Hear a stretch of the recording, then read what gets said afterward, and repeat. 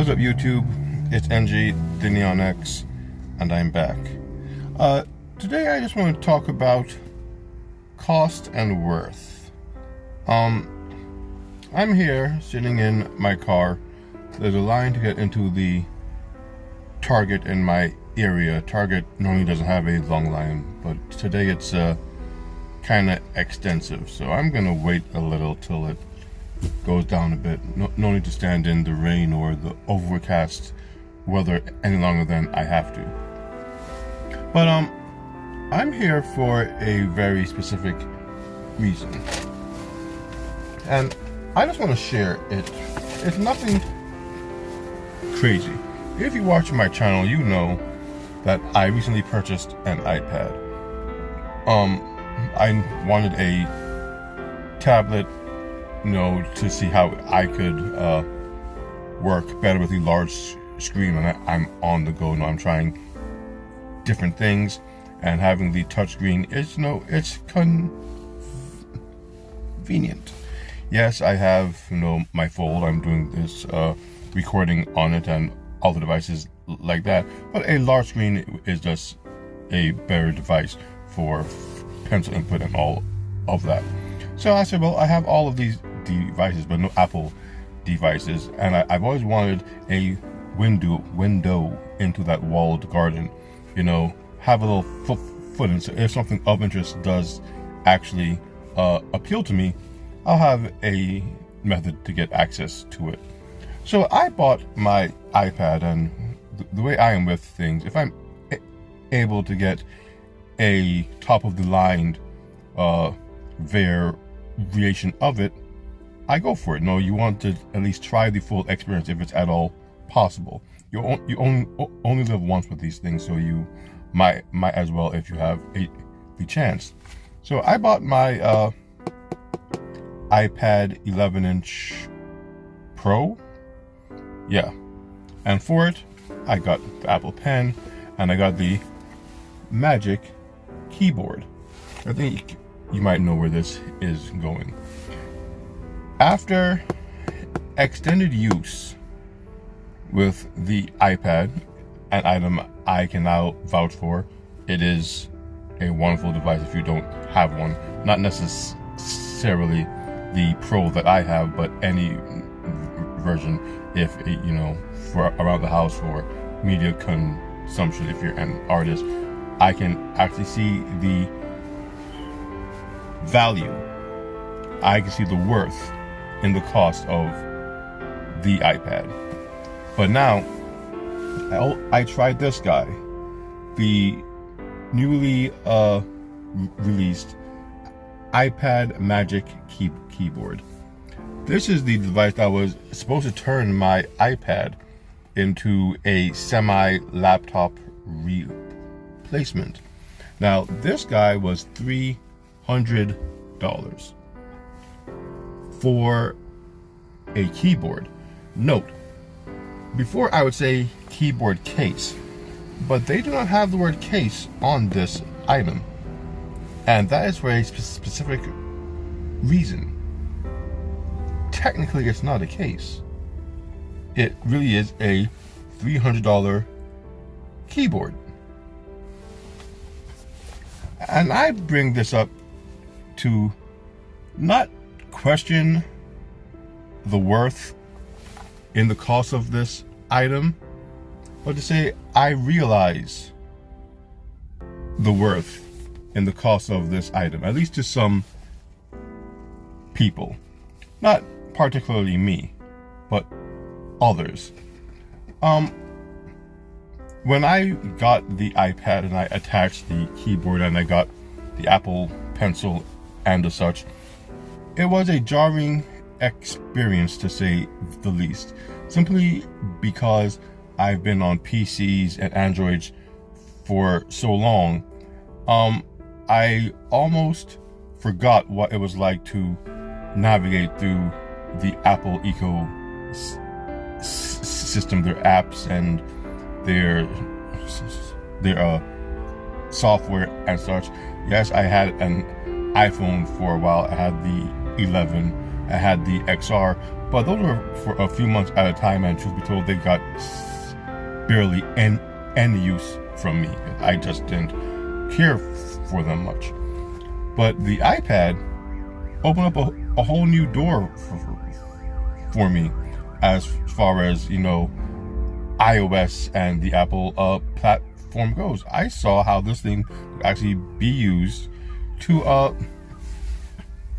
make my workload easier.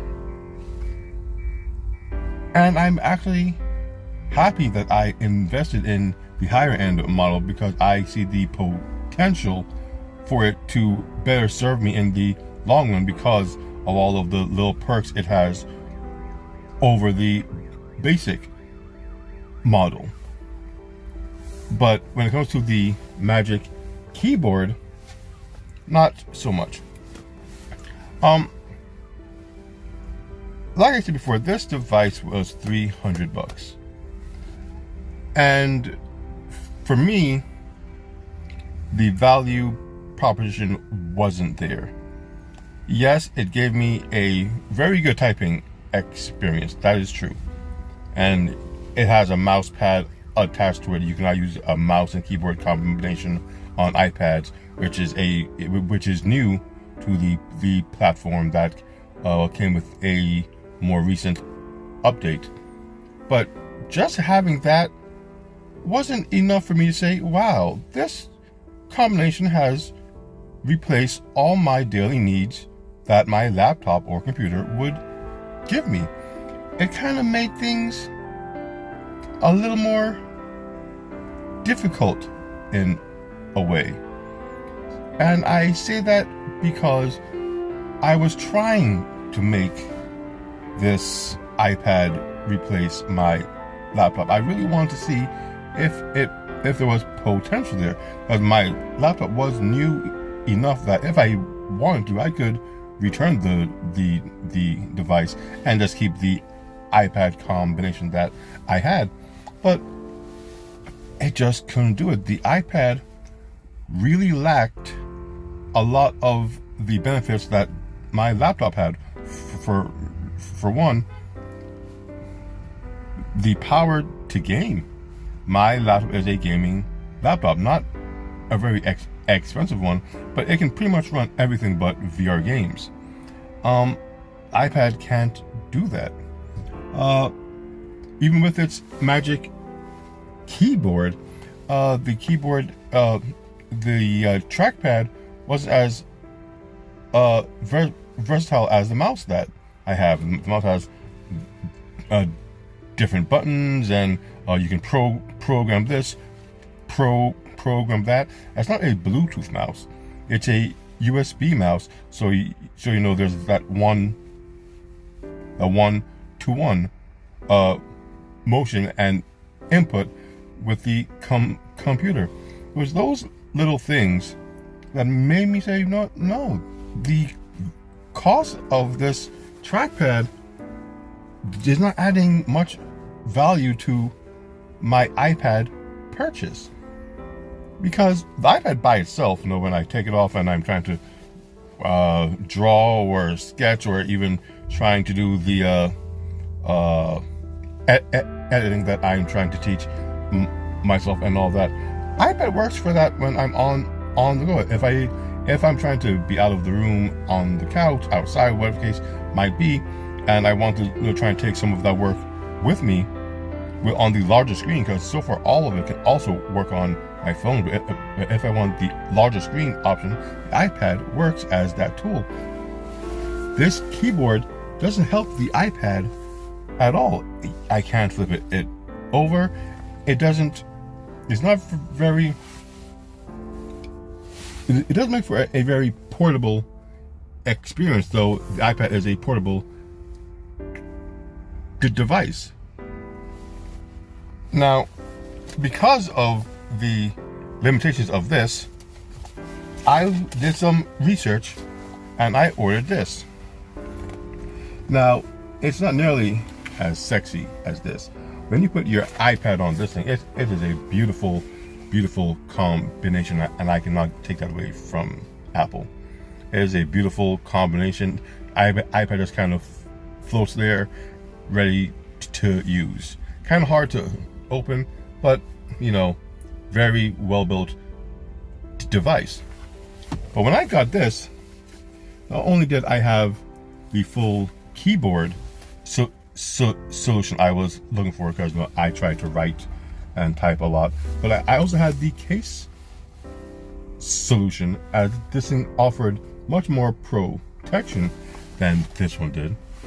I also had a feature that many look over, but you're able to actually keep your Apple Pen in place with this one. There's a latch that you can just put the Apple Pen through, so you don't lose your Apple Pen. This, not so much.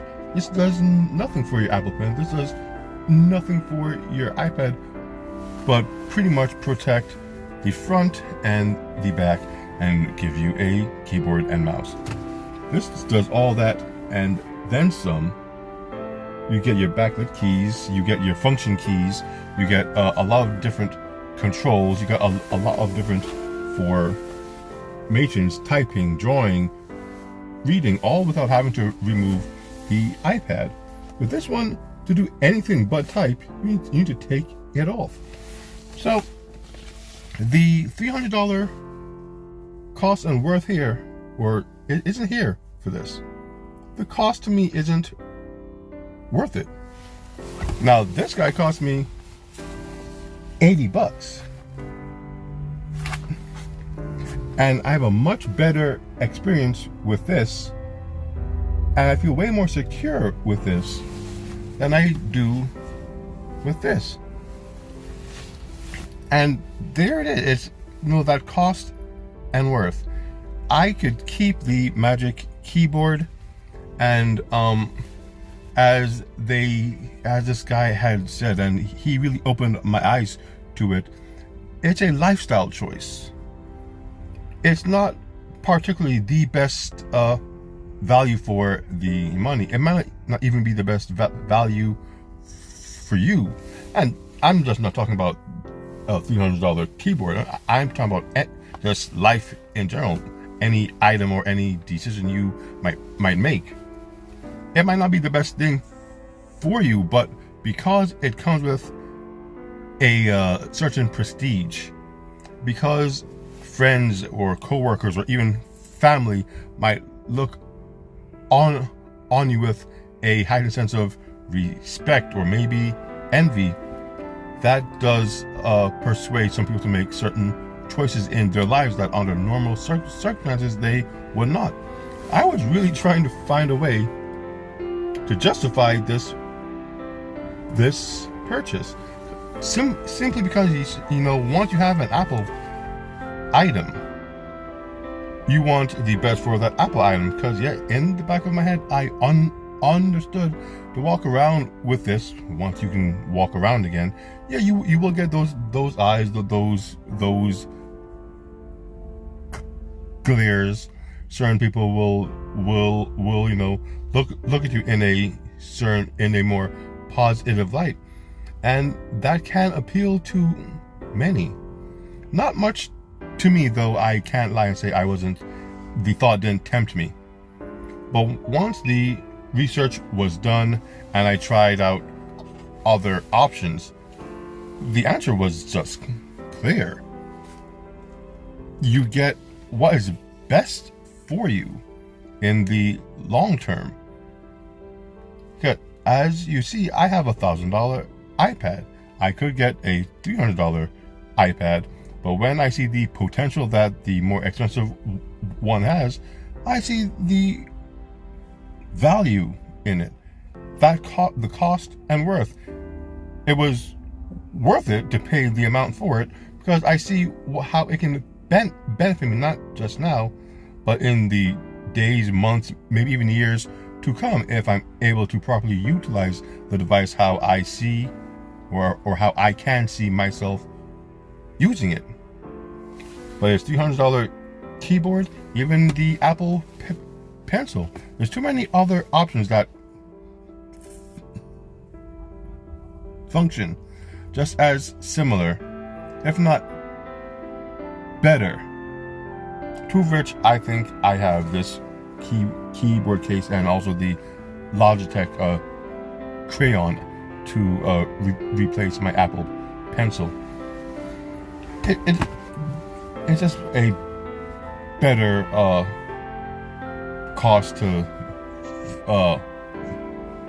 value ratio in that aspect, and that's how you gotta think about life a lot of the time, the cost and worth, because you will do things, you will be in areas, you will be placed in situations where you might feel doing this is the not necessarily the right thing to do, but is the thing you should do to maybe impress certain individuals or whatever the case might be. But at what cost? And is that cost worth it to you in the long run? With everything that's going on in the world, I think people need to really think about that much more. They need to see where they're going in life. I had this discussion before. Everyone really should be trying to make that change during this forced vacation, as I've been calling it, during this downtime, because what you are putting in now in the future, you will see the worth of it. It might cost you some time, some money, a lot of energy now, but in the long run, it will be worth it, especially if it's something you deem is the right thing to do, not someone else telling you, but something you feel strongly about. Go out there and make those decisions that will benefit you, not for others, but for yourself. Cost and worth. It's not about the financial aspect. We're all in very peculiar situations with our finances now. Some people don't have jobs. Some people are being laid off. There's a lot of people don't know if there'll be a job to go back to. I am one. Actually, I know for a fact my job went out of business. So my employment future is uncertain right now. I have certain skills, but the skills that I have, I want to evolve. I want them to grow in such a way that I have more options when the time comes to get back into the workforce. And that's where the cost and worth comes in. Yes, I could be taking this time and really just enjoying all this free time, doing what I can within the limitations that we have. Or I can do what I've been doing, trying to learn new skills, trying to embrace new opportunities that have come up, just for the experience, if nothing else, so that when the time comes, the cost of it. Yes, I haven't watched TV or played video games or any of those little pastimes that I like as much as I've wanted to, but I've really been trying to do things that I deem would benefit me more in the long run. And I've come to enjoy some of those things. And that's what the whole cost and worth phrase really means.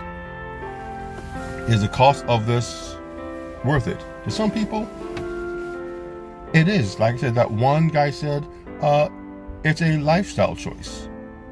And I can't be mad at that. If you having the best this or the most impressive that is something that you have connected a value to, then do you. This thing here, lifestyle style choice. Even he said it's not the best keyboard. It's a very good keyboard. I'll give it that. He said himself it's not the best keyboard, and it probably won't last as long as many would hope. And for $300, it's a steep price to pay for that Apple experience.